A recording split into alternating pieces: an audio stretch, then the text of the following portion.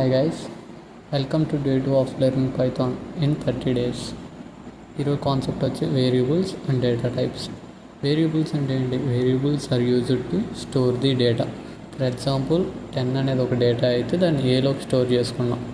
Python is dynamic typing అంటే ఈరోజు రీల్లో వచ్చేసరికి ఇన్పుట్ని డైనమిక్గా కూడా ఎలా తీసుకోవాలో తెలుసుకుందాం. కీ పాయింట్స్ ఏంటంటే variables don't need explicit type declaration.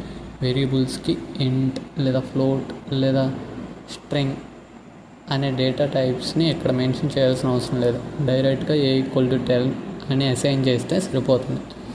Core types data types ఏముంటాయి? Integer, float, string, boolean and complex data types ఉంటాయి. అసలు టైప్ యొక్క యూజ్ ఏంటి? Type is used to check the data type of a variable. ఇక్కడ ఏకి assign చేసిన value అది ఇంటీజరా లేదా స్ట్రింగ్ డేటా టైపా లేదా ఫ్లోటా అనేది చెక్ చేయడానికి యూస్ చేస్తాం. Coming to the examples, name equal to అలైజ్. ఇక్కడ డబుల్ కోట్స్లో రాసాం కాబట్టి ఇది స్ట్రింగ్ అవుతుంది. ఇది as usual integer and this is float.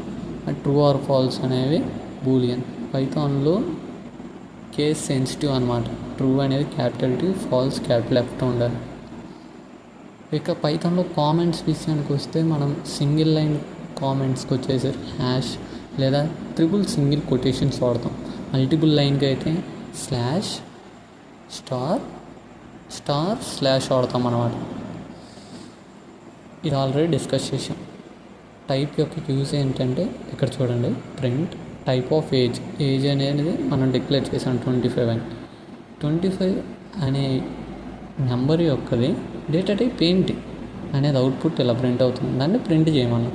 Type ఏంటి అంటే దాని డేటా టైప్, దాన్ని ప్రింట్ చేస్తాం. ఇలా అవుట్పుట్ వస్తుంది.